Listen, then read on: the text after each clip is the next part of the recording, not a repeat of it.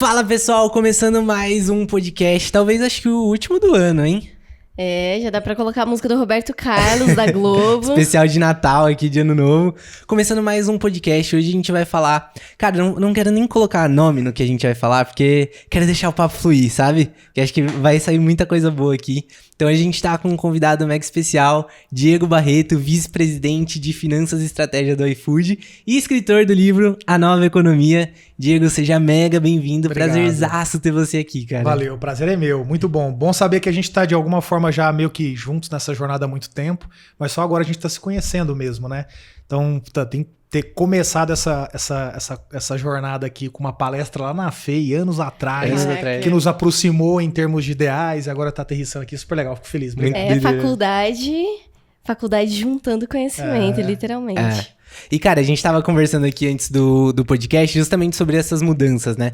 Que o que a gente tava falando foi que quando a gente começou a buscar estágio, a gente faz o caminho padrão da galera, que é o quê? Não sei o que é estágio, na real, a gente nem sabia, só queria entrar no mercado de trabalho. É um negócio que eu sempre falo aqui. Eu lembro quando eu tava com 17 anos na faculdade, eu resolvi que eu queria ganhar dinheiro. Falei, beleza, como eu consigo ganhar dinheiro? Eu não tinha muitos conhecimentos de muitas coisas. Falei, deixa eu ver o que dá pra eu ganhar. E aí eu vi a palavra estágio, trainee, eu nunca tinha ouvido falar. Juro, eu nunca. Eu lembro no ensino médio, todo mundo falando de faculdade, mas ninguém fala como você vai ganhar dinheiro no final das contas, como você vai ingressar no mercado de trabalho. Então é muito louco, a gente a palavra é jogada, estágio, e agora se vira. E acho que até um passo antes do que eu ia trazer, então. Quando a gente tá escolhendo a faculdade, a gente não tem muito o critério de decisão, né? A gente não olha pensando em empregabilidade, em mercado, em o que a gente quer fazer. A gente só vai, às vezes, por uma influência ou por uma identificação de uma matéria que a gente tinha. Isso é um dos pontos que você vê que mais te incomoda, né? No início de carreira. Total, cara. Assim, eu sou um exemplo disso. Então, eu fiz direito. E depois do direito eu migrei para finanças, já no mercado de trabalho. Por que eu fiz direito? Porque o meu pai fez direito e se tornou um homem de negócios. Eu sou de Uberaba, Minas Gerais, ele montou uma empresa lá, meu pai é empreendedor, e aquilo sempre me fascinou. E eu quis ser um cara de negócio. E aí eu falei, pô, se ele fez direito e ele chegou lá, então eu vou fazer direito e vou chegar lá. É o padrão. Esse é o caminho. A realidade é que eu hoje estou aqui, mas não por causa do direito. Na verdade, o direito me atrapalhou sob essa ótica, em termos de tempo, ele me atrapalhou. Então, por que isso acontece? Né? Eu acho que esse é o principal ponto assim, para discutir. Porque às vezes a gente olha muito, né, os manuais da felicidade. Aí você lê lá, alguém te fala as 10 regras para tal coisa, mas você não entende o porquê das coisas. Quando a gente volta no tempo, o Brasil é um país extremamente concentrado. Né? Poucas cidades. Então, quais cidades aqui são boas? Para fins de mercado de trabalho, estudo, São Paulo e Rio de Janeiro. É um grande absurdo, mas historicamente é isso que a gente faz. Sim. Onde é que estão as empresas? São Paulo e Rio de Janeiro. Quais são as faculdades que a gente chama de melhores? Via de regra, São Paulo e Rio de Janeiro. Onde é que estão os cursinhos que te colocam nessa? São Paulo e Rio de Janeiro. Então, tudo São Paulo e Rio de Janeiro. E aí, ao longo do tempo, o que acontece? Você basicamente teve um processo em que alijou o resto do Brasil e fez com que as pessoas do resto do Brasil, se quisessem ter um sucesso, devessem vir para cá. Bom, ainda assim você tem exceções. Você tem lá uma empresa ou outra, né, espalhada aí pelo interior, que em algum momento você, numa cidade do interior, falava, nossa, consegui um emprego nela. Aí você chegava nela, trabalhava e virava o quê? Refém. Por quê? Porque não tinha outra empresa do lado. Diferente de São Paulo e Rio de Janeiro. Então, no interior, quando você tinha essa oportunidade, você ficava refém. O que eu quero dizer com isso? Você vê que é um país sem muita opção. Quando você não tem opção, você não tem competição. Quando não tem competição, o que você faz? Você segue aquilo que todo mundo diz. Porque você não tem opção. Então, meu exemplo. Eu vim lá de Uberaba para São Paulo, prestei um vestibular aqui, passei aqui, trabalhei aqui. Tudo aqui. Não tem opção. As coisas só funcionam no Brasil até então, só funcionavam, deixa eu colocar o verbo no passado, com base nessa falta de opção. Então todo mundo seguia o mesmo caminho. Por isso que você não precisava se preocupar antes em entender essas coisas. Porque era só assim, relaxa, é só seguir o caminho. Olha que interessante, hoje muita gente fala de empreendedorismo, né? Tem muita gente estudando isso antes mesmo de entrar na faculdade. Por quê? Porque tem uma opção. Então quando tem opção, você começa a fazer o quê? Olhar, analisar, comparar. E aí isso gera competição, isso faz com que as pessoas passem a entender mais. Por que vocês estão aqui hoje? Em alguma medida por isso. Porque hoje você tem mais opções, as pessoas estão atrás para entender melhor esse tema. E é isso que tem acontecido no Brasil nos últimos anos. E é muito louco que quando você não tem opção, então pensando nisso, você tá num estado pequeno, numa cidade pequena, que você vê poucas empresas, e aí você fala, putz, eu tô nessa empresa. Você tem medo de sair, você tem medo de nem conseguir entrar. Sem dúvida. E aí você fica, cara, porque se eu nem entrar, eu não vou ter um futuro legal. Se eu não fazer exatamente o que querem no detalhe, aí a galera tem medo de inovar, porque inovar... No meio disso, você vai errar. E aí tem muitas empresas Total. que falam que inovar é legal. Só que daí quando você erra, já você recebe um tapa nas costas aqui, tchau. E a gente é condicionado de certa forma, que é exatamente, você falou, as nossas referências muitas vezes são os nossos pais. Para muitas pessoas que a gente vê, são os professores. É. Que pra gente é o pior erro, é você ter referência como os seus professores. Por quê? Óbvio que isso pode ter exceção em alguns casos, mas o que a gente vê como padrão? Os professores de universidade seguiram uma carreira acadêmica. E eles não são skin in the game, não estão presentes no mercado, e o mercado mudou. A economia mudou, a gente tá vivendo um mundo muito louco. E aí essas pessoas têm como referência os professores que conheceram o mercado talvez há 20 anos atrás e agora só tá estudando livro, e às vezes livro antigo, às vezes tá lendo só Kotler e não tá vendo exatamente o que tá acontecendo. E aí a pessoa fala, o professor comenta, não entre agora não no mercado de trabalho, foque em estudar, porque daí você vai ser muito relevante, você vai ser muito valioso e o mercado vai te querer. E aí esses universitários batem na porta das empresas, e a empresa fala, mas você não tem experiência? Você não tem vivência? Não, mas eu estudei. Total. Tchau. Você sabe que eu vi muito disso quando eu fui fazer meu MBA fora, lá no IMD na Suíça. Todos os meus professores, sem exceção, foram grandes executivos. Todos. Então, a conversa é de igual para igual. É um cara academicamente muito bom, mas tecnicamente, do ponto de vista de mercado, extremamente atualizado.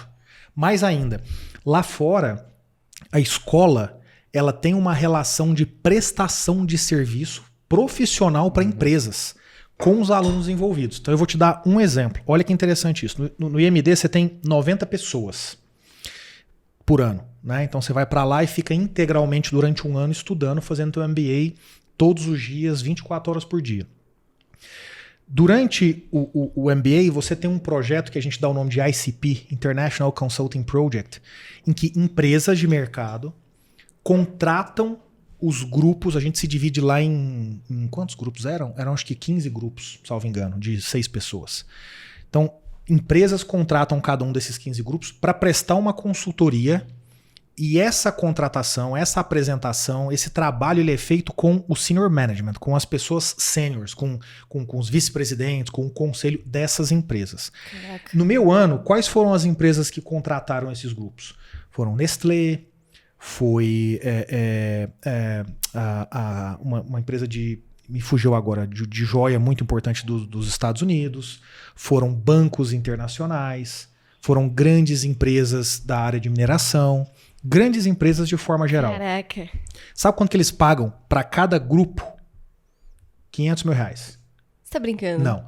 O que é isso? É o que você chamou de skin in the game. Só que é o skin in the game de todos os lados. Porque uma empresa que paga R$500 mil por uma consultoria, esse cara não vai pagar R$500 mil por um projetinho para brincar, certo? Uhum. Do outro lado, você tem um professor que ao estar responsável, né, ou uma escola, não é nem o professor, mas uma escola responsável por receber R$500 mil por grupo, não pode fazer uma bobeirinha. E por outro lado, você tem alunos que ao verem um pagamento desse, ele fala, isso aqui é sério. Uhum. Isso aqui pode inclusive ser uma oportunidade para mim. Então isso aqui só para pegar teu ponto, para dizer assim, eu concordo. Aqui no Brasil, eu duvido que você ache um exemplo desse para mim. Não, dessa acho que magnitude. Uhum. Não tem. E aí eu volto só para um ponto para encerrar essa parte minha aqui, que as pessoas nunca deveriam ser um exemplo de caminho para você. Elas deveriam ser um exemplo de valores. Né? Então veja, o meu pai não é o meu exemplo de caminho. O meu pai viveu numa outra geração, com decisões que não tinham nada a ver com o que está na mesa hoje para a nossa sociedade. Mas o meu pai tem valores que eu pego para mim. Os meus professores têm valores que eu tenho que pegar para mim, não caminho.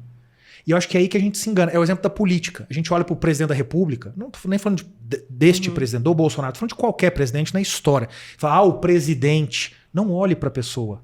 Olhe pros valores.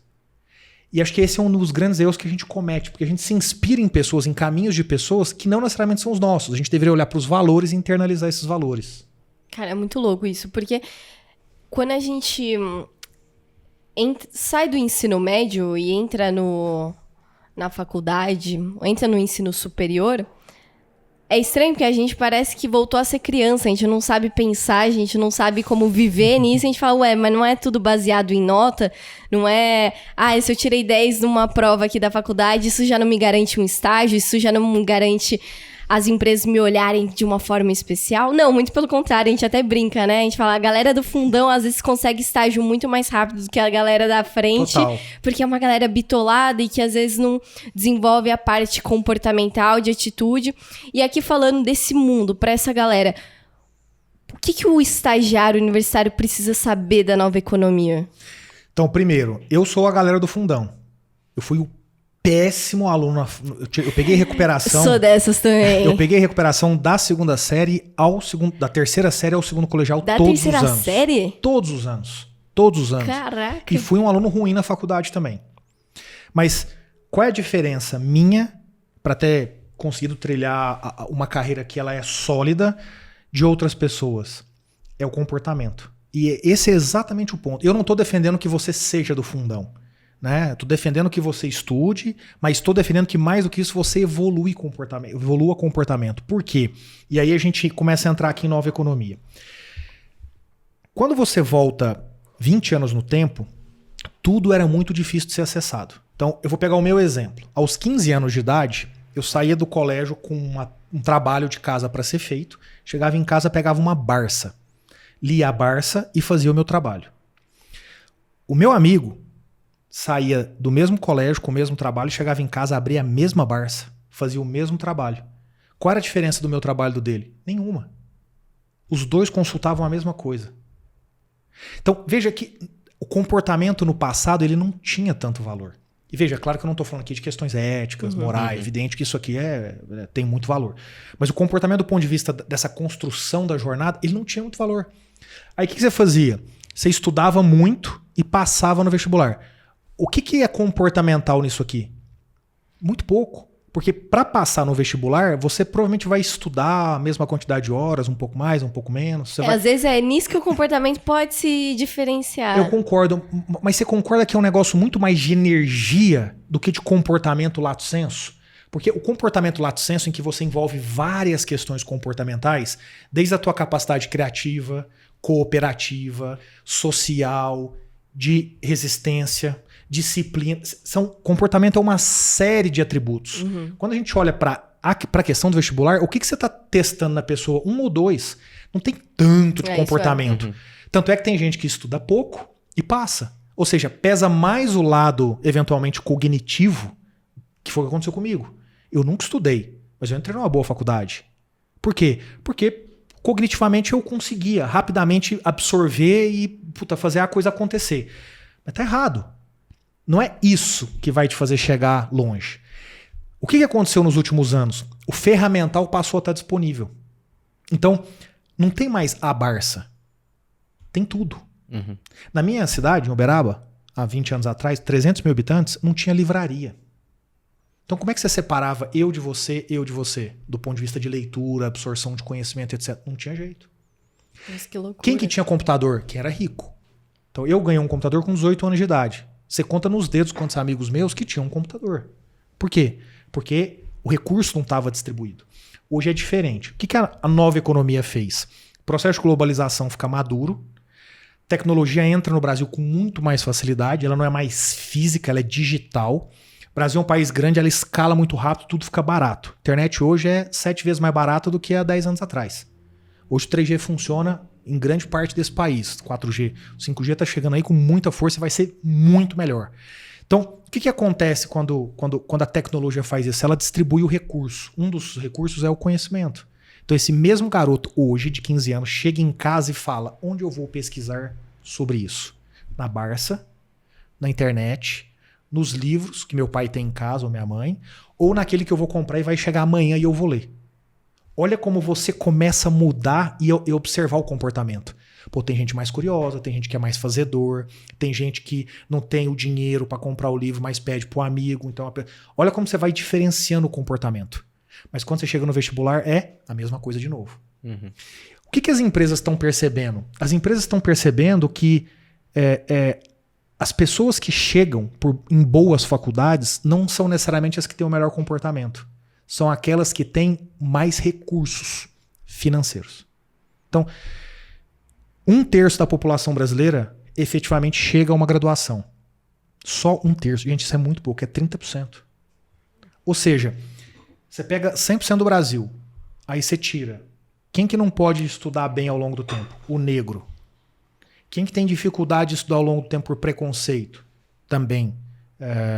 Aqui tem a primeira questão econômica do negro. Vamos pegar uma questão mais só de preconceito, não necessariamente econômica. O homossexual. Você vai diminuindo. Aí, quem que ainda tem barreiras por uma questão do sexo? A mulher. Você diminui. Então, quando você chega nesse 1/3 que chega à faculdade, quem que é? Sou eu. Homem, branco, heterossexual, família de classe média alta, região sudeste. Sou eu. Então as empresas começam a olhar e falar, pô, tem um monte de Diego aqui. Bacana. Estudou, tem um bom nível de inteligência, mas não necessariamente tem um bom comportamento. Por isso que o Brasil, historicamente, não tem empresas que são um grande exemplo global de alguma coisa. Quais são as grandes empresas brasileiras? Quais são as grandes marcas brasileiras globalmente falando? Não tem. Porque a gente não tem talento, a gente tem privilégio. Uhum. Só que quando você pega o recurso e distribui, vejam vocês dois.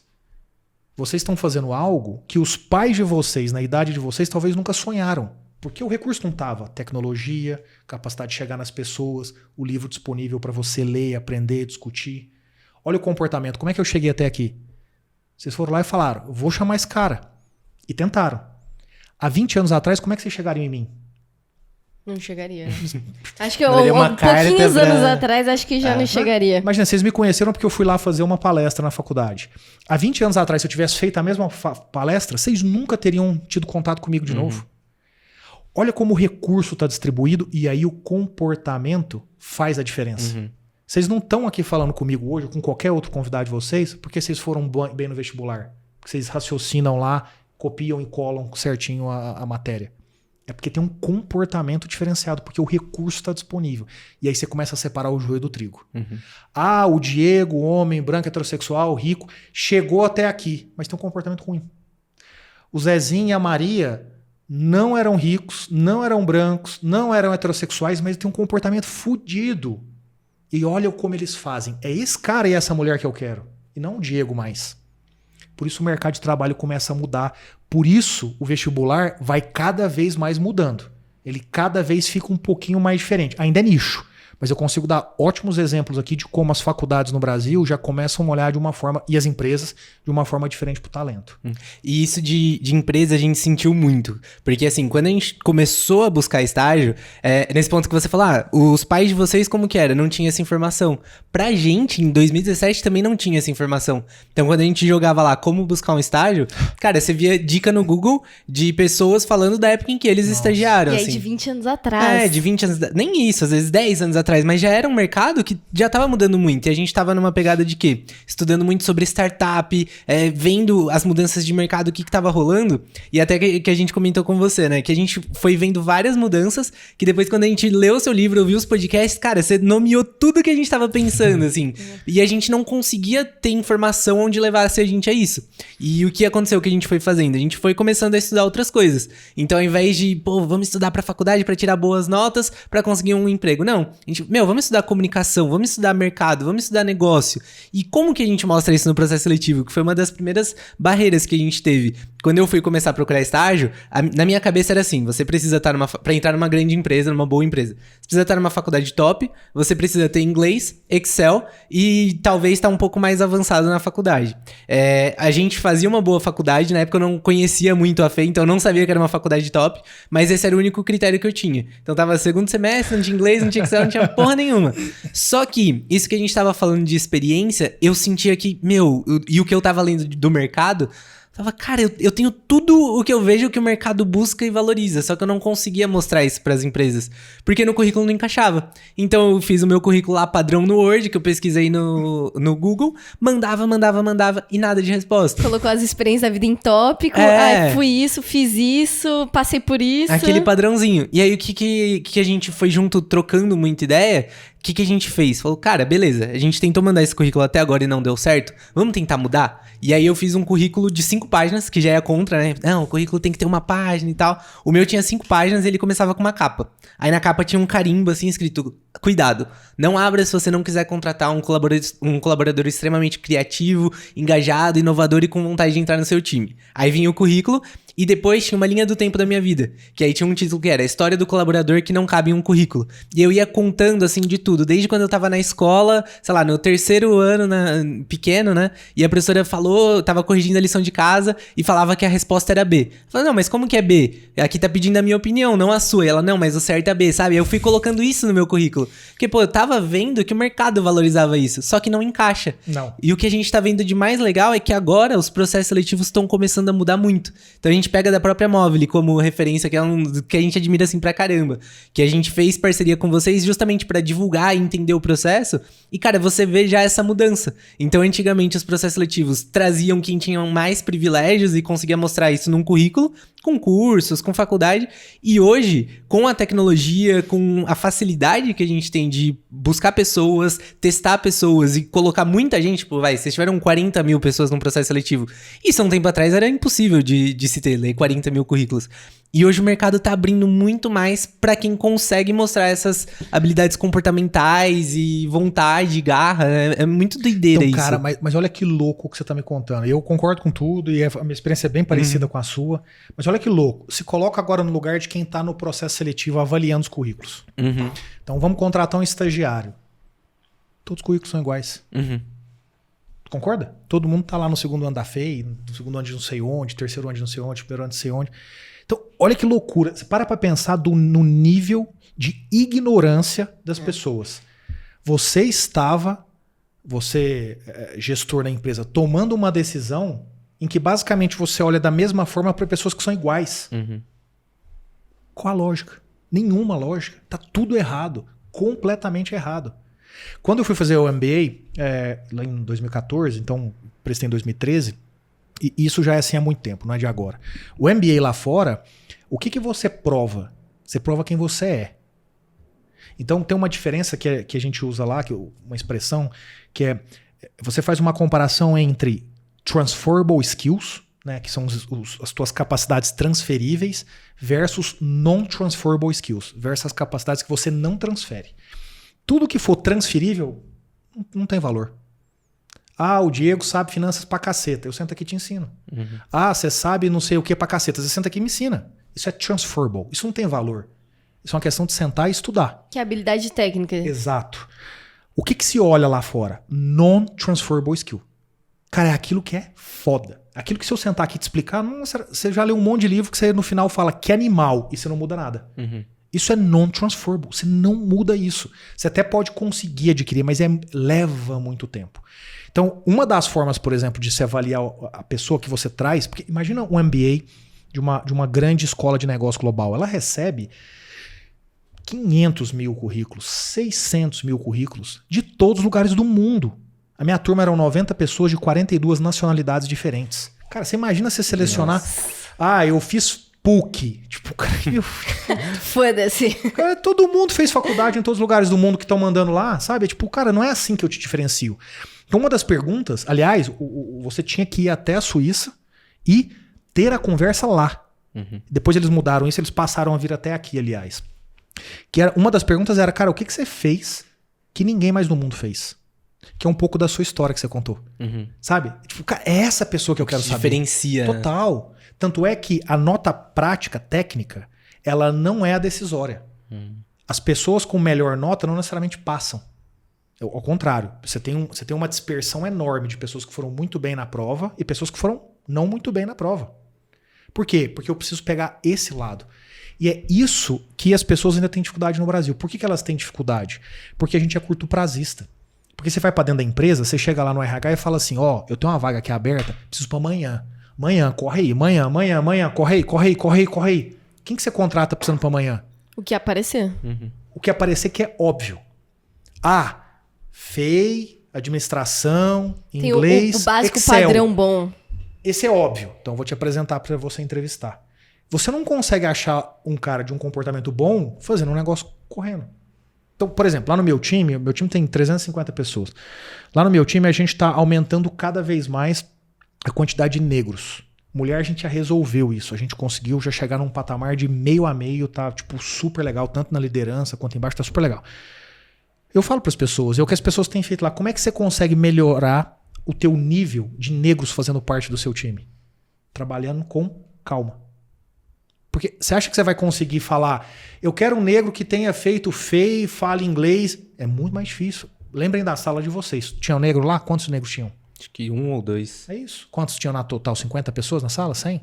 No primeiro semestre, tinha 40. 40. Tinha 2 pessoas. Então, você acha que se eu tentar ir procurar um bom negro pro meu time, eu vou achar de um dia pro outro? Não. Tem que ter paciência. Então, você não pode contratar com viés no curto prazo. Você tem que contratar com viés no longo prazo. E por quê? Porque você tem que extrair o lado comportamental. Você tem que extrair o lado comportamental das pessoas. O resto eu te ensino. O resto você aprende. Você bota a bunda Principalmente na falando de cadeira. estágio ainda, né? Total. Olha como essas coisas se perpetuam. Esse é um dos grandes exemplos das empresas brasileiras serem horríveis. As empresas brasileiras são horríveis, via de regra. Qual é a grande empresa brasileira que compete globalmente? Aí alguém me responde assim, a Vale. Porque tem minério de qualidade aqui, né? A empresa que exporta soja. Ótimo, porque tem essa terra aqui no Brasil. Pega essas empresas e coloca lá no Egito ou lá no Japão. Vamos ver se elas iam sair bem. Então tira essas empresas que têm um mérito da terra disponível. São as empresas de tecnologia, né? Hoje, quando pensa, é a própria Móvel, Nubank, são as empresas hoje que têm potencial de... Tem potencial de competir globalmente. Isso. Mas ainda não competem globalmente. Elas estão basicamente no Brasil e aqui em alguns países da América Latina. Não tem. Historicamente, o Brasil não faz empresas que conseguem competir globalmente. Por quê? Porque as pessoas, ao longo da história dessa empresa, são pessoas curto-prazistas. São pessoas que não são avaliadas pelo seu comportamento. Então, o que acontece na prática? Essas pessoas não conseguem ir mudando, ajustando, entendendo as tendências, as tecnologias e fazendo diferente. Elas ficam num platô, num certo momento. Ou seja, aquilo que a gente avalia lá na contratação do estagiário é a ótica da empresa ao longo da sua jornada. Por isso que as empresas no Brasil são horríveis. E não existe outra palavra para elas. Esse é até um ponto que é justamente uma das nossas causas aqui, um dos nossos propósitos, que a gente vê.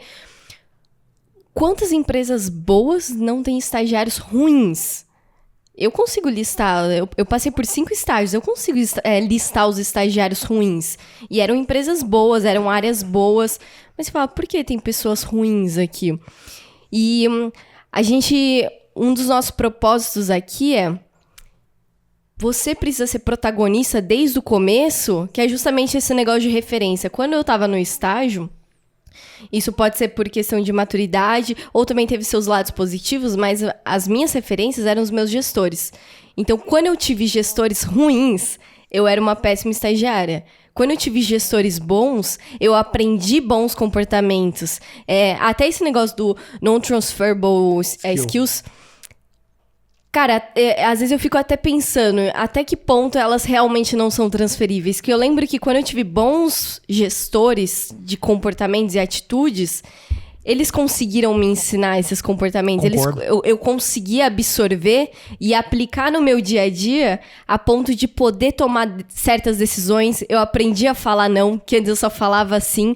Então, o nosso propósito aqui como estagiário sênior é justamente ensinar as pessoas que você precisa fazer o processo seletivo das empresas e não só ela fazer um processo seletivo com você. Perfeito. Você precisa escolher onde você vai entrar e quando você vai sair e o porquê. Não é que você vai entrar e ficar. Como que você consegue ser o próprio gestor? Eu concordo totalmente contigo. Eu acho que dá pra mudar esse non-transferable skill, ele pode ser adquirido. E a resposta tá ali, naquele livro, O Poder do Hábito. Só que, se você já leu o livro, você vai se lembrar que o poder do hábito tem a ver com tempo. Então você precisa de um gestor por tempo para ir te ensinando isso, até que você vai tendo o hábito, vai vendo o resultado daquilo isso e automaticamente fica normal. Exatamente. Então, olha que interessante. Se é possível adquirir o non-transferable skill, o que você deveria fazer na sua vida? estar ao lado de pessoas interessantes. Você certo? é a média das 5 pessoas que você mais ama. Exatamente. Então você deveria trabalhar em empresas interessantes. Olha o que é curioso. A maioria das pessoas não escolhe efetivamente para onde quer ir. Elas prestam todos os programas de trainee. O de famoso salário. a panfletagem de currículo. Exatamente. E aí o que acontece? Ela invariavelmente vai cair num lugar que não vai adicionar para ela. Que foi o que aconteceu comigo no meu primeiro estágio. Total. Então, o que você deveria fazer? Eu gosto de dar um exemplo que é parecido, assim. Ele é paralelamente parecido. Quando eu fui fazer o MBA na Suíça, eu estava terminando lá e eu tinha propostas para ficar lá de emprego. E eu não escolhi. Eu voltei pro Brasil. Por que eu não escolhi? Porque eu detesto morar na Suíça. É sério? Sério. Então, Meu pai sempre me zoa. Porra, você acha que Brasil é Suíça, fica saindo à noite na rua? é isso. Mas o ponto é exatamente esse. Então veja, o que a Suíça tem de ruim? Nada. O que tem de ruim na cultura da Suíça? Nada. Mas não é pra mim. Não é pra mim. A Suíça é animal, não pro Diego. Esse é o mesmo ponto da empresa. Então, se eu tivesse morando na Suíça até hoje, eu ia estar infeliz. Ah, Diego, você ia ganhar dinheiro? Ia. Você ia estar com, sei lá, mais segurança, teu ponto teu pai? Ia. Você ia ter aprendido outras 2, 3 línguas? Ia. Mas não é pra mim. Eu não quero isso. Não é isso que eu quero. Não dá match. É isso. O lance da empresa é o mesmo. Você vai para uma empresa... Ao longo do tempo, o que ia acontecer? Eu ia ser obrigado a entrar no padrão suíço. Porque é uma questão cultural, é natural. Você não vai poder sair mais à noite. Por quê? Porque não abre. Então você começa a perder o tesão de sair à noite. Ótimo. Metade do ano não tem sol. Tem muito pouco tempo de sol. Puta, você ia aprender a fazer coisas... E aí você ia se acostumar. Infeliz. Você tem que se adaptar. Exato. Você não é você. O que acontece no mercado de trabalho é o mesmo que você mencionou aqui. Você entra num lugar que não é você, não é o que te deixa feliz. Mas você começa a ganhar o dinheiro. Mas você começa a ganhar o status. Mas você começa a ganhar um monte de coisa. Um dia a empresa te dá um carro.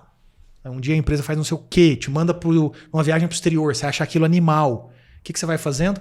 Você vai se acostumando àquilo. Só que aquilo não te prepara pro futuro. Aquilo não te faz uma pessoa melhor no futuro. É o caso da Suíça. Ela não me faz melhor. Ela é animal. Talvez pro seu pai. Não pra mim. Então você tem que aprender a dizer não pras coisas. Você tem que aprender a escolher, parar essa panfletagem que você mencionou, pra escolher. No IMD, o que a gente fazia lá? A gente fazia um trabalho durante todo o ano em que você vai descobrindo, primeiro, o que você quer. Cara, o que você quer lá na frente? Lá na frente. Lá na frente. Ótimo. Então, se você sabe mais ou menos o que você quer, tem 30 caminhos que te levam lá. Certo? Certo. Então, primeira coisa, você vai dizer não para tudo aquilo que não te leva para lá, que não tá dentro desses 30 caminhos. Aí você olha para dentro desses 30 caminhos. Você tem algumas competências que te faz mais forte. Nesses 30 caminhos, 20 deles, essas competências não é um diferencial. Então você tira esses caminhos. Sobra 10. Dentro desses 10, tem uns que são mais difíceis, outros mais fáceis. E aí você escolhe, e aí você começa a percorrer o caminho. Em algum momento ele muda um pouco para a direita, um pouco para a esquerda, você vai entrando. Em última instância, você sabe o que você está perseguindo. E essa metodologia, sei lá, você que vai criando, eles te ensinam a criar esse mapeamento? Ou já tem alguma coisa pré-pronta ali, você só vai Eles têm um montando? framework. Eles têm um framework para ir te empurrando para isso, sabe? Então ele vai dizendo... É uma coisa muito legal, assim, porque... Eu digo muito legal porque eu já tinha 30 anos de idade quando eu fiz. Mas foi tão revelador pra mim, porque eu nunca tinha feito. É um negócio tão idiota, porque o que você faz na empresa é exatamente isso, não é? Não, você tem uma visão, você tem uma estratégia, não sei o quê. É o que você faz na empresa, mas você não faz em você. O livro do Reid Hoffman lá do LinkedIn, Startup of You, é exatamente isso. Então, lá, o que eles basicamente faziam era ensinar esse framework e ir te cobrando cada passo. Porque tem respostas que são difíceis. Do tipo, o que você quer ter ou ser lá com 50 anos, 60 anos de idade? É difícil responder aos 30, aos 20 mais ainda. Mas o ponto não é acertar.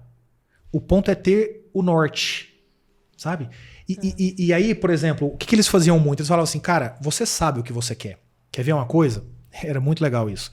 Eles falavam, me fala, cara, os 10 momentos que você mais se sentiu feliz na sua vida. Quais são as 10 coisas que você mais repete na sua vida? Quais são as que são mais infelizes? Você começa a ver um padrão de comportamento. Então, quando você vê esse padrão de comportamento, você fala, puta, isso aqui reunido é o que eu quero lá na frente. Porque você é você, ao longo da sua vida inteira. você muda pequenas coisas, mas não este comportamento. Quando você tem consciência, clareza das coisas, você tem possibilidade de fazer mudanças, possibilidade de fortalecer aquilo. E, cara, falando aqui, um negócio que deixa a gente muito puto, Diegão. Muito, muito, muito puto. É principalmente a galera do TikTok. Todo podcast a gente tem que xingar a galera do TikTok, é o seguinte. É uma galera com mindset muito fixo. Muito fixo, falando dos universitários. E a grande reclamação dessa galera é o seguinte. Ah, mas eu nunca vou entrar em tal empresa porque tal empresa pede determinadas habilidades e a faculdade ainda não me ensinou. Eu vou aprender daqui a 2 anos, ou eu nunca vou aprender.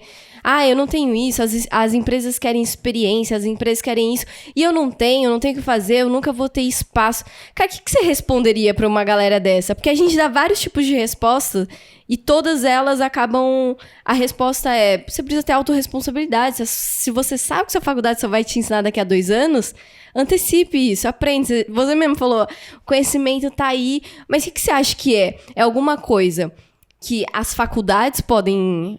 As universidades podem mudar? É alguma coisa... É realmente só a cabeça da galera? Tem... Sei lá, o que você responderia pra esse pessoal? Eu acho que esse pessoal tá fudido. Esse é o começo da história, da resposta. Estão fudidos. A concorrência até abaixa, né? Quando tem muitas pessoas assim... O cara tá fudido. Começa por aí. Porque, cara, de novo, volta pro que eu falei no começo. Quando você não tinha as ferramentas disponíveis, a competição era baixa. Com quem que eu competi? Com pessoas igual a mim. Hoje não. Hoje, com tudo disponível, uma pessoa lá no interior do Acre, ela compete com você. Quer ver um exemplo bem bobinho? Há 20 anos atrás, se eu quisesse aprender a investir no mercado financeiro e investir no mercado financeiro lá em Uberaba, eu dificilmente ia conseguir. Nem tinha como estudar esse negócio. Hoje, um garoto lá em Uberaba consegue. Vocês concordam? Ele entra no Instagram, segue 2, 3 pessoas. Ele consegue até ser professor, aprende, se quiser. Faz um curso, faz online, testa. Ele vira um investidor lá em Uberaba, Minas Gerais. Há 20 anos atrás, você não fazia isso. Então, o que eu quero dizer, a competição ela está aumentando.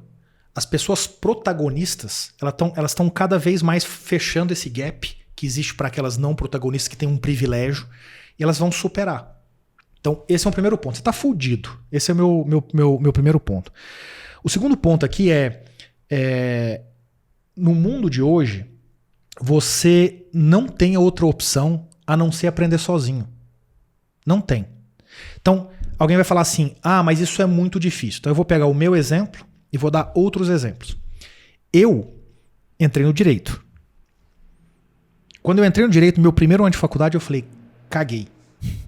Puta que pariu, eu não devia ter entrado nisso aqui. Aí eu tinha 2 opções, voltar pro cursinho, prestar administração, economia, alguma coisa assim, ou fazer a mudança lá.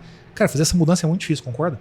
Você imagina você formar em direito e fazer a mudança para finanças. Uhum. O que eu fiz durante 5 anos da minha faculdade? Eu estudei contabilidade, finanças e economia como ninguém. Como ninguém.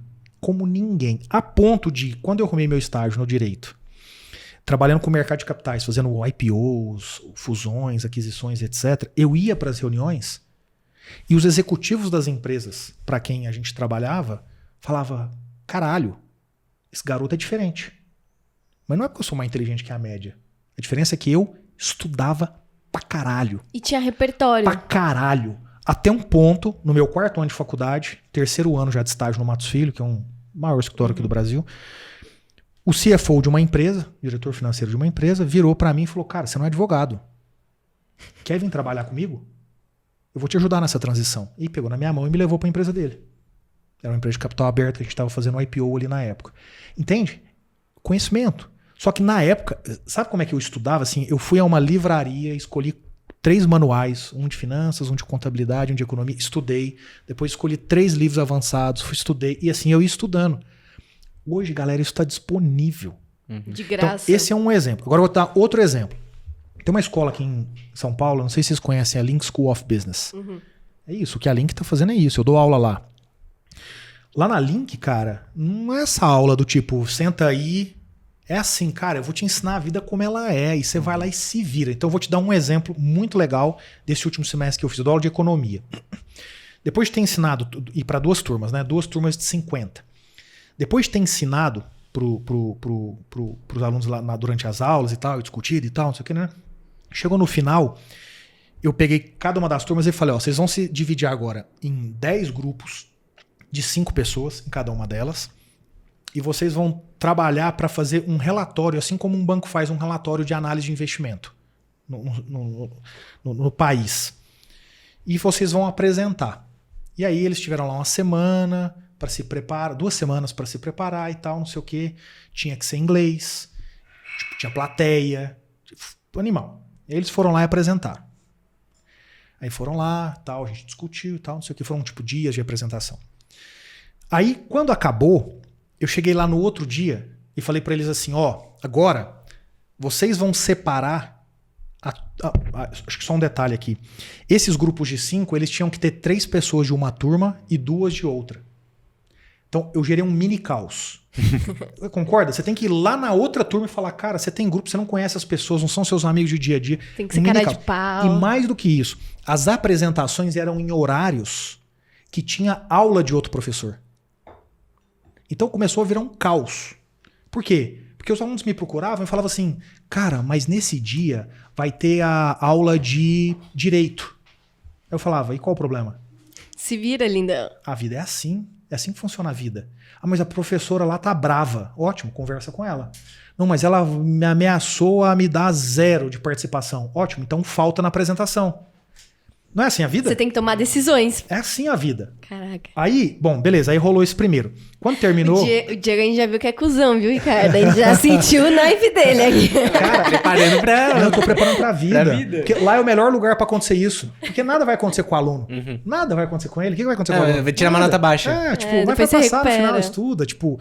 Aí, olha só, terminou. Quando terminou, um dia depois, eu cheguei pros alunos de uma turma só, 50 alunos, e falei, é o seguinte, vai ter apresentação de novo.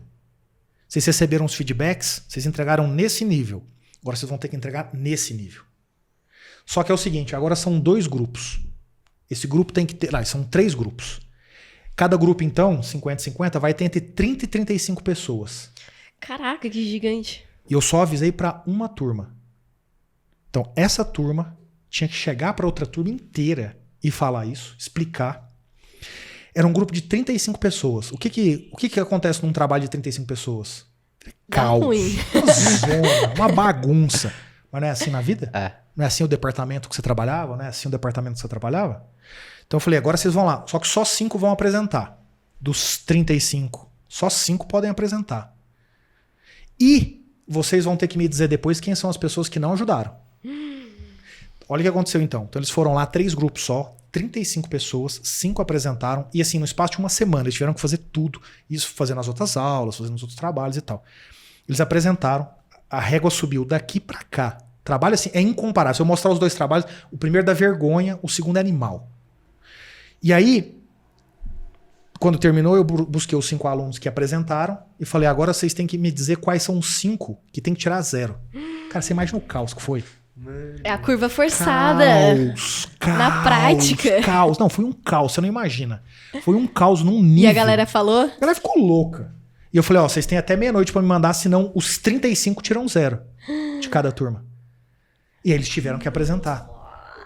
E foi um caos. Aí depois eu conversei com todos eles pra ver como foi esse processo. E conversei com eles. O que é isso que eu tô explicando na prática?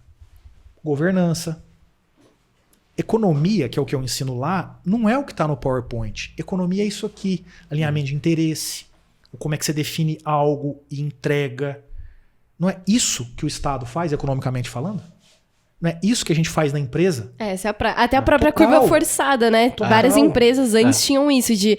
Alguns você vai ter que promover, alguns manter, e alguns vão ter que demitir pra... Total. E ainda tem, né? Não, Ainda tem, ainda existe. E vou te falar, né, e tem um lado mais econômico da coisa. Que assim, teve um dos grupos que falou, Diego, todo mundo ajudou. O que a gente fez? A gente se organizou para dizer, ó, tantas pessoas vão fazer a pesquisa, tantas vão fazer a apresentação, tantas vão apresentar. Todo mundo fez. Falei, ótimo. Quantas startups vocês conhecem que são boas e que não conseguiram levantar dinheiro? Nossa, tapa na cara. É a vida. A vida funciona assim. Tem muita startup boa por aí que não levanta dinheiro, não é? Tem muita gente que participa do processo que no final não vai conseguir. No final, tudo termina bem. Eu vou lá, dou as notas, os alunos passam e tal. Mas, cara, Pega o aprendizado. voltando pro ponto aqui, esse é o aprendizado. Olha o lado do protagonismo, olha o lado de aprender a fazer as coisas, de dar as caras. Mais ainda, olha o lado comportamental. Teve uma aluna que me procurou e me disse, Diego, mas, puta, é que eu sou muito introvertida. Ótimo, você aprendeu o problema da introversão. Tem lugares ou momentos que a introversão tem um grande valor. Tem lugares que ela é ruim. Tem lugares que a extroversão é um grande valor. Tem lugares que ela é ruim. Você precisa aprender a lidar com isso. O fato de você ter sido indicada, segundo você, porque você é introvertida, te ensinou um negócio. Vão ter vários momentos da vida que isso vai te atrapalhar. Portanto, você precisa aprender a ter um pouco mais de extroversão em momentos que exigem isso. Ah, mas essa não sou eu. Ótimo, não tem problema. Então você está reduzindo as chances desses caminhos que te levam até lá. Porque vai ser necessário. Essa é a nova forma de ensinar. Essa é a nova forma de evoluir. E o lado técnico? Todo mundo bota a bunda na cadeira no final e aprende.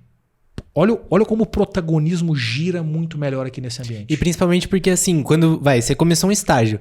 Cara, vamos por alguém que estuda administração. Pô, em administração a gente viu contabilidade, logística, parte de RH, parte de financeira. Cálculo. A gente vê de tudo, marketing, só que a gente não sabe porra nenhuma de nada. Então, assim, a gente vai entrar no estágio, a administração é super amplo. Eu entrei na área de produtos, que pega ali mais marketing, vai. Cara, eu tive 1 semestre, 2 semestres dessa matéria. O que eu vou fazer no dia a dia de estágio, no dia a dia de trabalho, de jeito nenhum eu vou ter aprendido na faculdade, sabe? E acho que isso daqui volta muito naquele ponto que a gente tava falando, de as pessoas não escolherem tanto a carreira.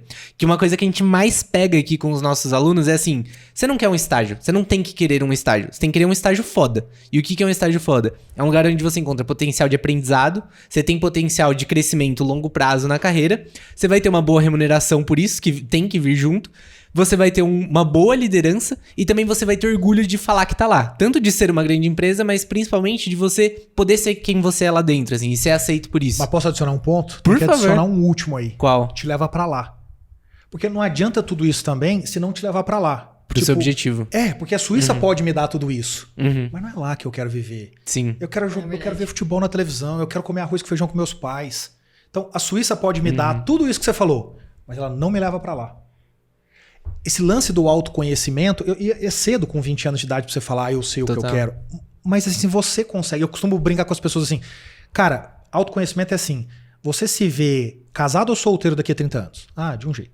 Você se vê com 3 filhos ou com nenhum filho? Desse jeito. Você se vê multimilionário, com um bom dinheiro ou simplesmente tocando a vida? Cara, quando você tem essas respostas, você mais ou menos indica isso. Né? Então, concordo com tudo. Só adiciona isso. Tem que te levar pra lá, cara. Porque senão você pode fazer isso tudo e ser uma pessoa infeliz porque tá te levando pra um lugar que você não quer. Que não é o caminho que você buscava. Exato. Né? Que foi a mudança que eu fiz quando eu saí da velha pra nova economia.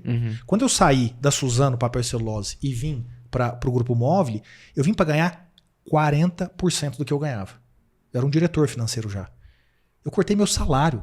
Eu caí de 100% para 40%. Cara, isso mudou minha vida radicalmente. Mas sabe qual a diferença? Eu passei para lá. Hoje, eu financeiramente estou melhor do que naquela época. Esse gap fechou. Aquilo, aliás, era feito pela Móvel na época. Para quê? Para provar o skin in the game. Ah, bonitão, você quer toda essa coisa diferente aqui, né? Agilidade, ambidestria, não sei o quê, barará, barará, barará. Mas e aí? Tipo, ganhando o dinheiro que você ganha é fácil você querer isso tudo, é só festa. Então vamos provar? E aí eles me ofereceram isso. Olha o lado comportamental. Tive que chegar em casa, conversar com a minha esposa. Minha esposa passou a ganhar muito mais do que eu. Olha como você começa a trabalhar aqui agora a questão do machismo. A questão de entender que tudo bem. Olha como é muito diferente. Só que esse desafio, ele fez muito sentido, porque ele estava me levando para lá. Se eu tivesse que fazer isso para trabalhar num lugar que, puta, ia ser a mesma hierarquia, o mesmo comando e controle, a mesma centralização, o mesmo não sei o quê, não sei se eu ia querer. E você comentou da Suzano ser a velha economia. Hoje, Suzano é sonho de muitas pessoas, inclusive muitos alunos nossos estão lá. Mas explicando aqui pra galera, o que é a velha economia? O que difere da nova? Então vamos lá. Deixa eu separar aqui. Velha e nova economia é o que você aprendeu quando você estudou a primeira Revolução Industrial. Então, quando você estudou a primeira Revolução Industrial, você lembra lá que os ingleses um dia faziam roupa à mão, aí alguém um dia inventa o tear mecânico, você pega o tear mecânico, coloca em grandes galpões, as pessoas que levavam 30 dias para costurar uma roupa agora levam 2 dias, a roupa que era muito cara, porque você precisava pagar a mão de obra por 30 dias para fazer uma roupa, agora você paga nos mesmos 30 dias, você faz dezenas de roupa, então o preço cai. A população inglesa agora passa a comprar mais roupa, deixa de fazer em casa, se veste melhor, está mais protegida do inverno. A Inglaterra começa a exportar, o dinheiro gringo começa a entrar mais na Inglaterra, e isso vai gerando uma grande revolução. Uma revolução no modelo de negócios, social, de riqueza, de Estado. Isso é a nova e a velha economia. A nova e a velha economia é sobre essa passagem de um momento para o outro, quando a entrada de grandes tecnologias no modelo de negócio das empresas gera uma revolução no modelo de negócio dessas empresas, na forma como as pessoas trabalham, na forma como a sociedade se comporta, na forma como o Estado se comporta. No final, muda o estilo de vida profissional e pessoal de todo mundo nesse meio. Muda tudo. Então, veja, tudo que a gente está falando aqui até agora foi sobre isso. Vocês dois aqui não é sobre isso? Sim. Isso não é uma revolução? Vocês conseguem imaginar há 10 anos atrás vocês fazendo um movimento parecido? Não. Pensa no Whindersson Nunes. Nasceu no sertão do Piauí. Pobre, miserável. Grande talento, grande capacidade de comunicação, grande protagonismo. Teria conseguido chegar na Rede Globo e se tornado um grande humorista? Chances de 1%, porque ele ia ter que sair lá do sertão do Piauí, chegar até o Rio de Janeiro, tentar entrar num processo seletivo e depois levar 20, 30 anos para ter algum sucesso de massa. Ele faz isso hoje. Isso é uma revolução, gente. Vocês têm um livro aqui, ó, Da Ideia ao Bilhão. À época, 2 anos atrás, esse livro tinha os 10 primeiros unicórnios. Hoje o Brasil tem mais de 20.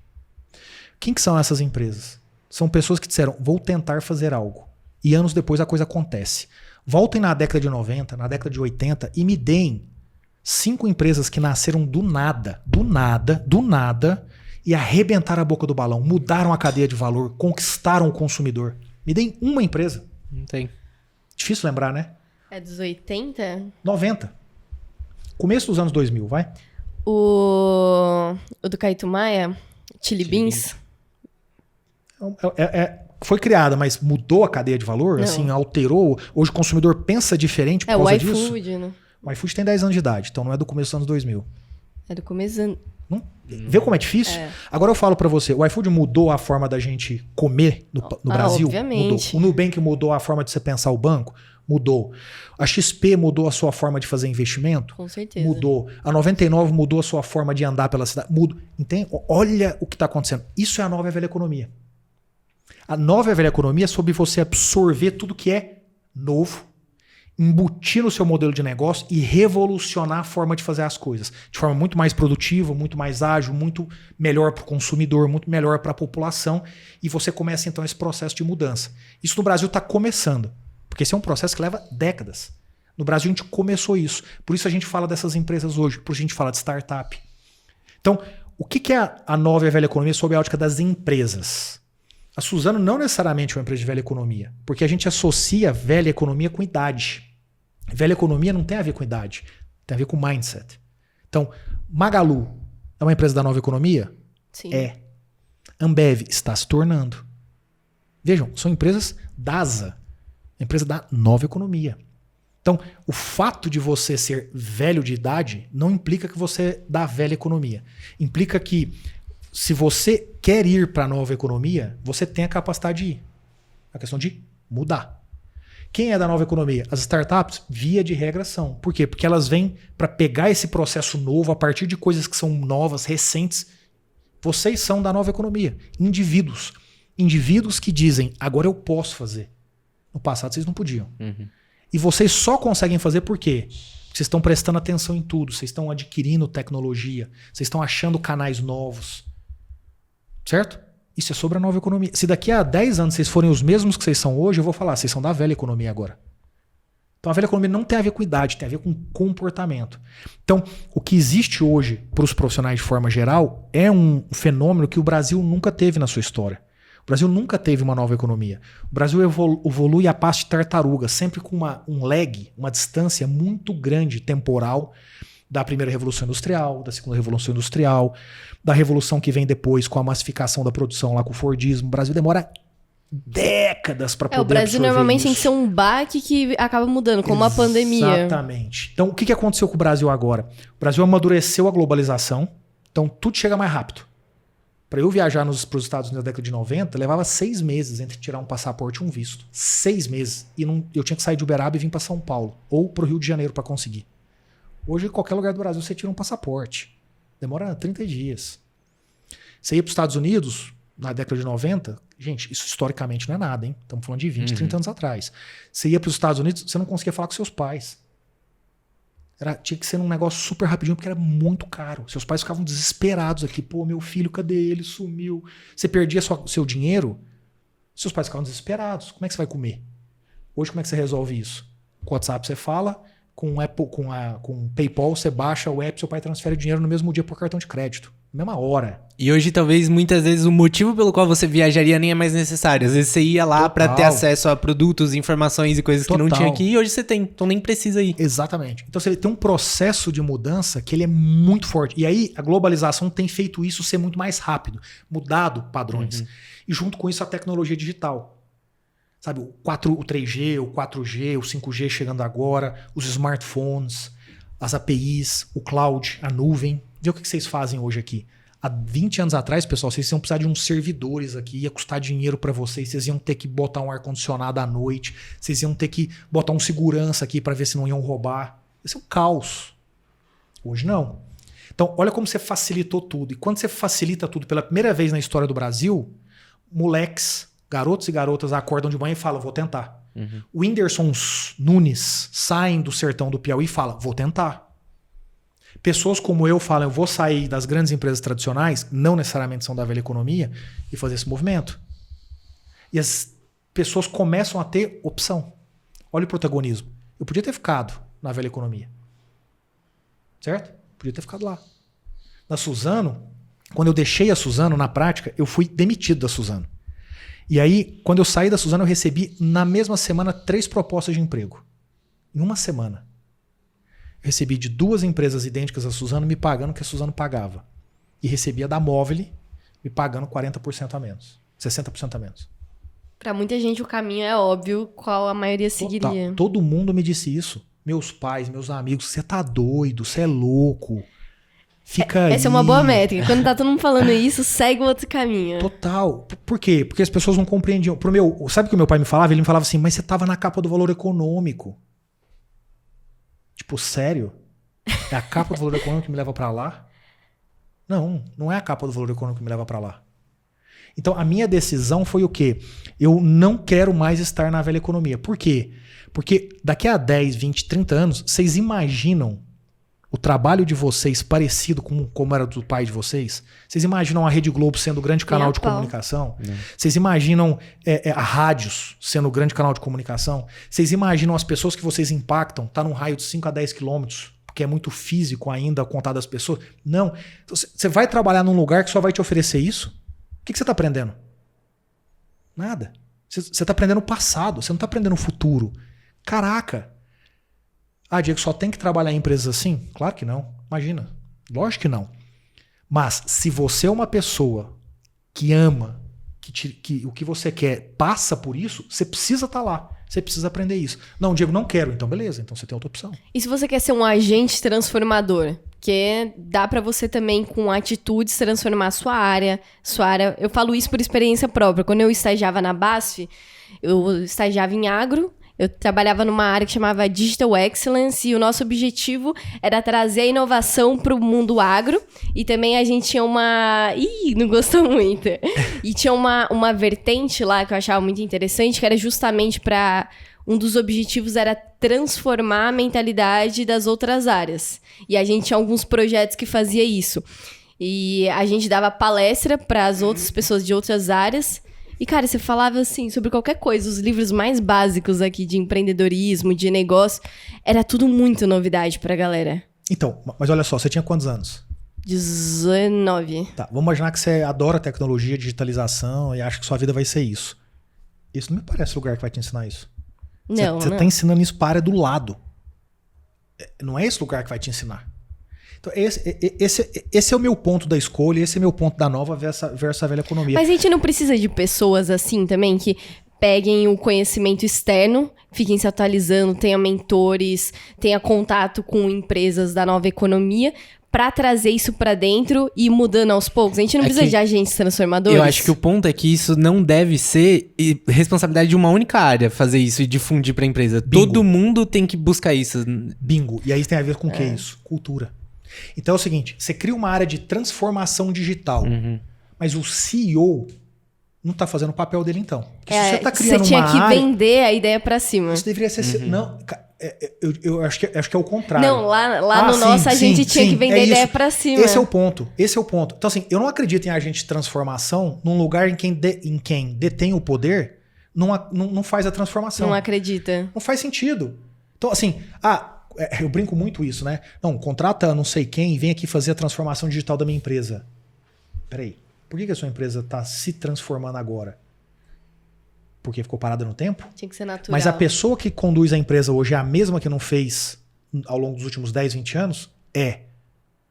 Não vai mudar então. Vai ficar só o departamento lá que você tá falando. E aí é só pra colocar na revista. Estamos transformando. Você tá de sacanagem. Sabe, tipo, e esse é meu ponto, assim. E volta um pouco na escolha da carreira. Eu falo assim sobre... Você tem que fazer uma due diligence, né? Você tem que ir atrás de tudo pra saber onde você tá colocando seu pé. Você entra em qualquer empresa hoje, o que tá escrito? Empreendedorismo. Na parede, não tá? Todas as empresas agora falam da porcaria dessa palavra. Espírito empreendedor. Espírito empreendedor. Lá no iFood, por exemplo, a gente fala também a porcaria dessa palavra. Só que a gente explica pra pessoa o que quer dizer isso. A gente fala, cara, sabe o que é um empreendedor? O empreendedor é o cara que se fode. O empreendedor é o cara que sabe que as 10 primeiras ideias dele vão dar errado. E que ele só consegue ir tentando uma próxima porque ele ouve na cara dele, está errado. E ele fala, beleza, o que tá errado? Isso e aquilo. Ótimo, então vamos melhorar. Que é o antifrágil. Exato. Então, o que quer dizer empreendedorismo? Quer dizer um nível de transparência bruto. Porque empreendedor não tem recurso. Você tem dinheiro sobrando aqui pro projeto de vocês? Não tem, né? Por isso que então vocês vão fazendo as coisas da forma mais correta, rápida, certa possível. Por quê? Porque o empreendedor não tem dinheiro sobrando. Então o empreendedor precisa saber o problema muito rápido. Se eu tiver que falar que isso aqui foi uma merda hoje, eu tenho que falar rápido pra vocês. Vocês precisam pegar e ajustar esse negócio. Isso é empreendedorismo. Aí você vai na maioria das empresas, elas não explicam desse jeito. Não, é diferente. Elas não explicam. Então lá a gente fala, cara, você vai vir aqui, vai ser difícil? Você tá disposto? Assim, na hora que você fizer um negócio errado, a gente não vai ter nenhuma dificuldade de dizer, está errado. Na hora que você fizer um negócio que é muito ruim, a gente não vai ter nenhuma dificuldade de dizer, está muito ruim. É que tem empresa que é o veja bem, é pra não magoar, pra não ter ressentimentos. Agora, num ambiente empreendedor, o que você faz junto com está muito ruim? Você fala, o meu conselho é... E tá aqui a forma que eu posso te ajudar nisso. E também acho que tem muita questão de como a gente veio da escola, porque é aquilo que a gente tava falando. Cara, na escola, o importante não é como você faz o trabalho, como você junta as pessoas, como você se vira numa situação de adversidade. Quanto você tirou de nota? E se você tirou acima ou abaixo da média, você tá dentro ou fora. Você avança ou não avança. Exato. Mas no mercado não é certo ou errado. É como você vai chegando no lugar e pivotando ali, né? E baseado em Porque o quê? erro não é ruim necessariamente. E baseado em quê, né? Que é muito importante. Você tá tendo essa ideia por quê? O que vai ajudar? É justamente ter um repertório por trás e não a ideia por ideia. Eu acho... A gente critica bastante os universitários porque tem a dinâmica em grupo durante o processo seletivo. Nossa. Que é aquele case de negócio. E aí a galera quer dar as melhores ideias. Fala, não, eu acho que a capa aqui do livro do Diego não deveria ser roxo, azul. Deveria ser vermelho, que é mais com agressividade. Eu acho que ficaria mais bonito. Eu acho que venderia mais. Você acha com base em quê? Não, é porque se a gente pega o vermelho é mais forte. Cara, foda-se se é isso. É dataku, né, que a gente brinca. É baseado em nada. Hoje, a gente tem que ter... Por que você quer essa empresa? Porque eu quero chegar aqui, na minha vida, esse é meu objetivo. A gente precisa ter um pouco mais de embasamento. E aqui falando assim, de estagiário.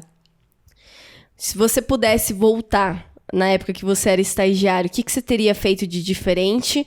Quais seriam os comportamentos? Ou talvez você teria... Enfim, qualquer coisa. O que você teria feito diferente? Nada. A minha carreira de estagiário foi perfeita. Como é que eu fui parar no Matos Filho? Primeiro, eu entrei no direito e falei, caralho, errei. Então, o que eu tive que fazer? Eu tive que corrigir meu problema. Como é que eu corrigi meu problema? Pesquisando e falando, eu preciso achar o melhor lugar para mim.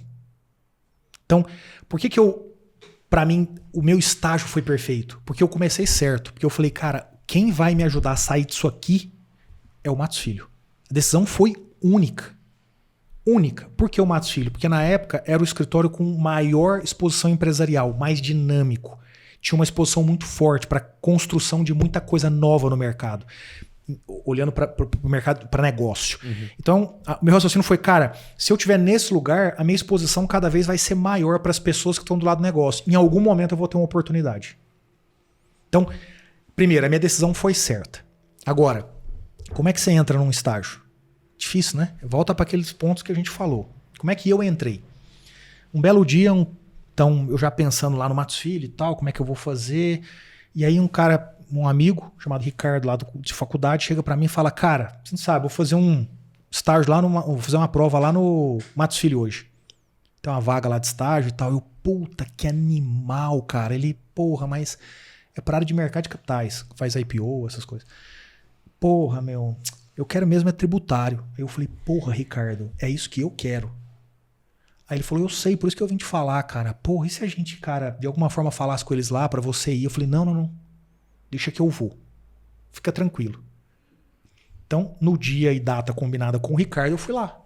Cheguei lá, sentei na mesa e tal. Quem você é? Na recepção, Ricardo. Entrei. Mentira. Não. Chegou lá, a Marisa, era a pessoa do RH que foi falar comigo pela primeira vez. Falou, tudo bem, Ricardo? Falei, então, Marisa, senta aí.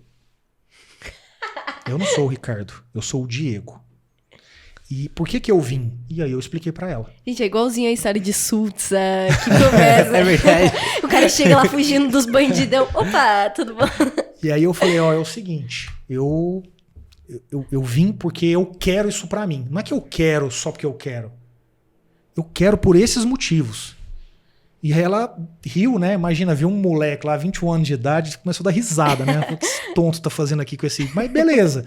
No limite, o que ela fez? Ela me deixou fazer o processo seletivo. E aí eu fui aprovado no processo seletivo. E aí, entrei no Matos Filho, então. Os anos que se seguiram foram os melhores anos da minha vida. Por quê? Porque eu entrei no Matos Filho em dezembro de 2003, salvo engano. O que é dezembro de 2003? É um momento em que o Brasil passava uma inflexão da curva. A gente vinha de 5, 6, 7, 8 anos de plano real funcionando. Lula tinha entrado em 2002, estabilizado o Brasil, porque ele não mexeu nas instituições, essa era a grande discussão. E do outro lado, a China começava a importar feito louca, e o Brasil foi um dos grandes exportadores. Então o dinheiro começou a entrar aqui. Então você tem um momento de inflação controlada, instituições estáveis e economia começando a decolar. O que aconteceu com o mercado de capitais no Brasil? Abriu. Tanto é que esse mundo de IPOs no Brasil abre exatamente naquela época ali. E eu peguei esse mundo. E o que não tinha ali? Gente preparada para isso. Por quê? Porque historicamente não se formou banco no Brasil, porque o Brasil não era ativo nessa. A área de mercado de capitais, na minha época lá, ela tinha 10 pessoas. Hoje, o mesmo Matos Filho, na área de mercado de capitais, somando tudo que era lá na época, fundos de investimento, abertura de capital, operações estruturadas de dívida e tal, tem tipo 200 pessoas, 150 pessoas. Entende a diferença? Só que esse negócio inflexionou a curva lá. Então, os estagiários da época, eles tiveram que dar um passo para frente. O que no direito é raro. Por quê? Porque no direito tem a famosa carteirinha da ordem dos advogados, da OAB. Então, é tudo certinho, tradicional, não sei o quê. Ali teve uma quebra de paradigma. Os estagiários tiveram que dar um passo pra gente, porque não tinha braço, não tinha gente pra isso. Então, o que eu vi ali? Eu vi o meu maior momento de inovação da minha história no direito. Os advogados pensando, tendo ideia, indo na CVM, que é o órgão que regula o mercado de capitais, no Banco Central, tal e tal, e se fizer assim, se pegar esse ângulo. Eu vi inovação como eu nunca vi na minha vida inteira, até hoje. Negócio maluco. Eu vi um grupo de gestores que não eram só advogados, o que é raro no direito. O direito é raríssimo. No direito, o que você tem? É igual médico. Você forma em direito, forma em medicina e você acha que você vira gestor. Aí você monta sua clínica, monta seu escritório, você acha que você sabe administrar aquela porcaria. No Matos Filho, não. Você tinha ali já uma visão empresarial do negócio, de gestão. Então eu aprendi muito. Então, o que eu peguei? Inovação e gestão numa loucura. Então, eu vou te dar um exemplo da loucura que era. Eu trabalhei em 2004, eu fiz essa conta, eu tenho esse número. Em 2004, eu trabalhei 12 horas por dia, incluindo sábado, domingo e feriado. Eu devo ter virado noite de trabalhar 2 dias seguidos umas 6, 7, 8 vezes. Cara, foi um negócio louco, assim, mas era animal fazer isso. Eu tava aprendendo, eu tava vendo o mercado ser criado. Tem várias coisas que hoje existem no mercado que eu olho e falo, olha, eu participei, só olhando, né? Mas participei, vi isso acontecendo. Então, eu não errei. Eu tomei a decisão certa, eu entrei no lugar que me levava pra lá, pra onde eu queria. Olha como esse ambiente fala totalmente com esse ambiente de nova economia. Se você colocar isso no direito, então, que é uma carreira mais tradicional, meu Deus, isso era um negócio inimaginável na época. Né? Até hoje ainda é meio inimaginável. Tem poucos escritórios profissionais. Aí o que aconteceu? No meu 4º ano de faculdade, 3º ano de Matos Filho, é muito legal isso, gente. Eu tava... aliás, é uma das pessoas que eu coloco aqui na minha dedicatória. Eu lembro dessa pessoa aqui. Aliás, olha que interessante essa história do meu estágio, hein? Aqui no livro, na dedicatória, tem 2 pessoas ali.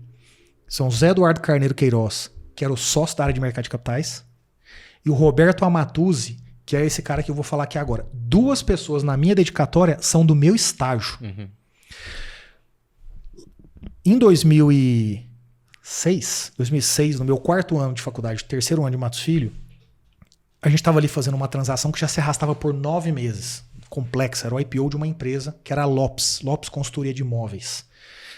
E aí, como eu disse, os estagiários já assumiam uma posição que às vezes nem parecia muito eles mesmos, sabe? Um estagiário, mas sim parecia um advogado, por tudo que era necessário naquele período.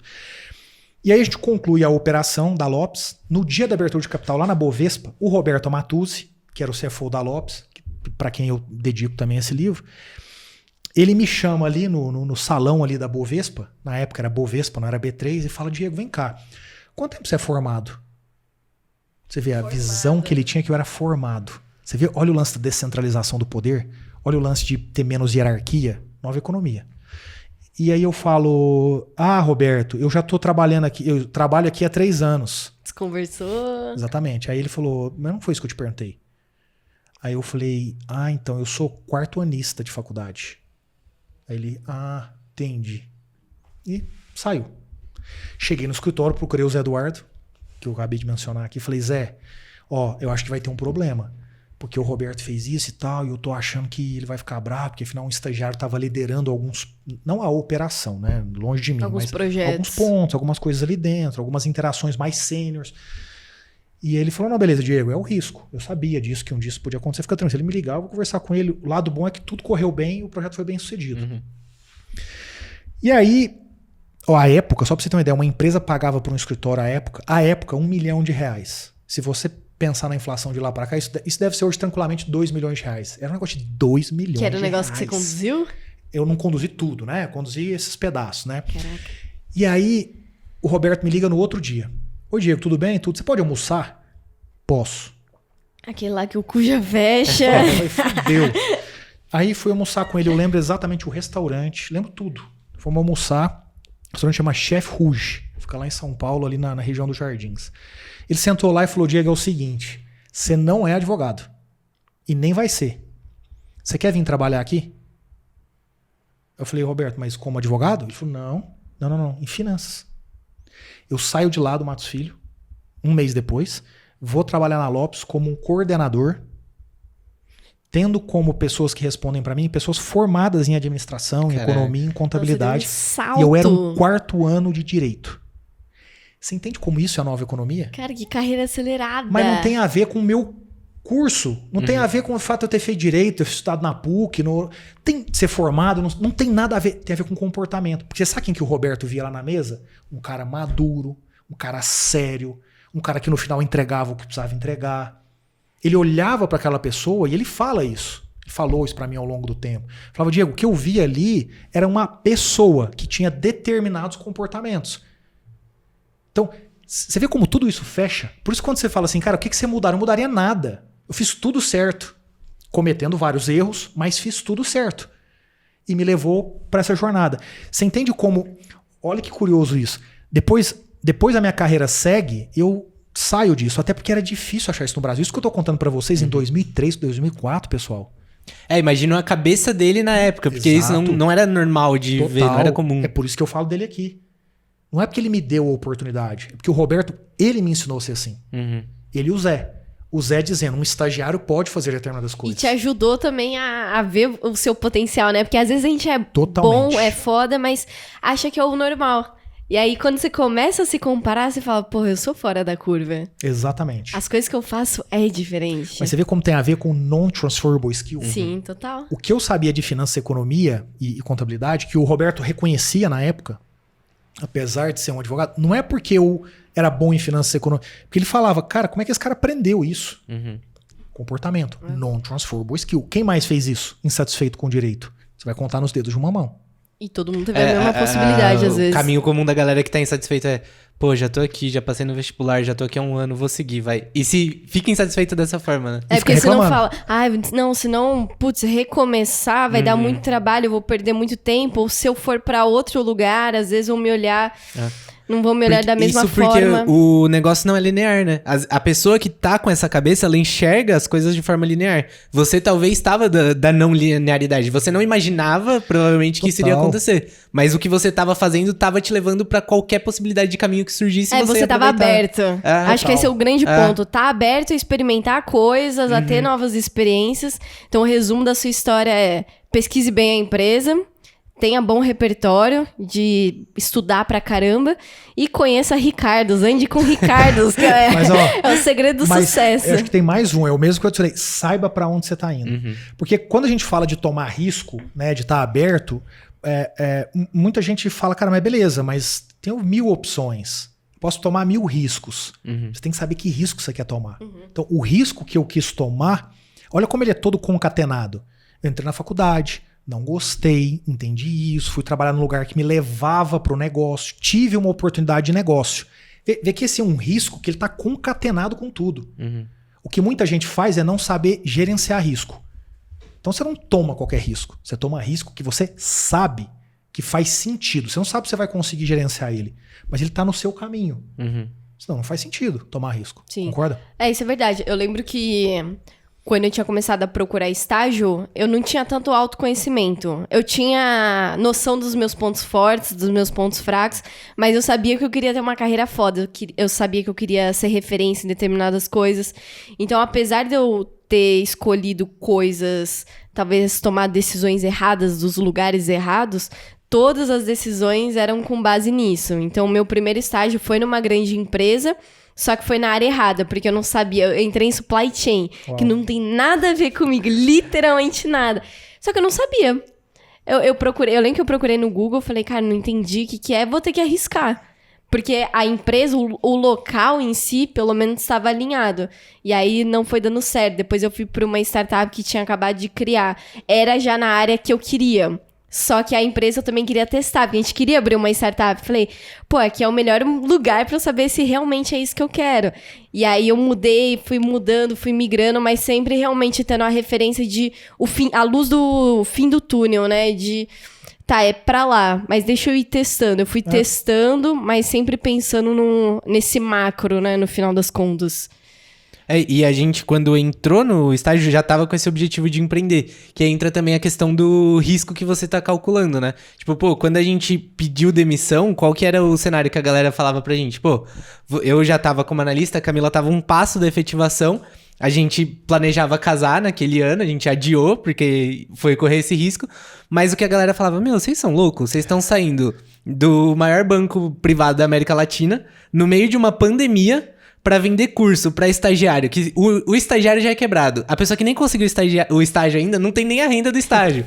Pra vender curso pra estagiário no meio de uma pandemia que tá uma crise no mercado. E a gente falou, é isso que a gente quer fazer, sabe? E a gente foi muito com esse risco planejado e calculado, de tipo, ó, a gente passou esse período todo do estágio juntando dinheiro, Então a gente vivia padrões de vida abaixo do que a gente podia, de consumo do que a gente queria, justamente pra poder segurar por esse tempo. E quando a gente entrou aqui, a gente sabia que tinha esse gap de mercado. E acho que é muito daquilo da cabeça de você falar, não vou lá tentar e ver se dá certo, e se não der, eu procuro outra coisa. A gente foi fazendo dar certo, sabe? E testando e fazendo e fazendo e fazendo. E o mais legal é que a gente vê isso, que assim, parecia muito que poderia dar errado. Mas é aquilo, quando você tem o objetivo, cara, você vai atrás dele e vendo o impacto e transformação que vai causando. Que acho que esse, no final, mais do que qualquer remuneração, é o que alimenta, né? Quem tem essa sede do empreendedor. Esteja você dentro de uma empresa, empreendendo, ou na sua própria empresa. É você ver o potencial de transformação de você, das pessoas, do mercado. Acho que é muito isso que alimenta, né? Exatamente, concordo. E aqui, ó, a última mensagem aqui, cara, eu achei muito legal que a nova economia tem muito a ver também com a agilidade do comportamento. E a gente viu realmente que você é skin the game. Então a gente mandou mensagem, a gente falou, cara, será que ele vai vir até São Bernardo? A gente sabe que é uma região longe. Traz o passo antes. Porque o primeiro contato, né? Que a gente tinha uma meta de ter você no nosso podcast um dia pra bater esse papo. Nossa, é verdade.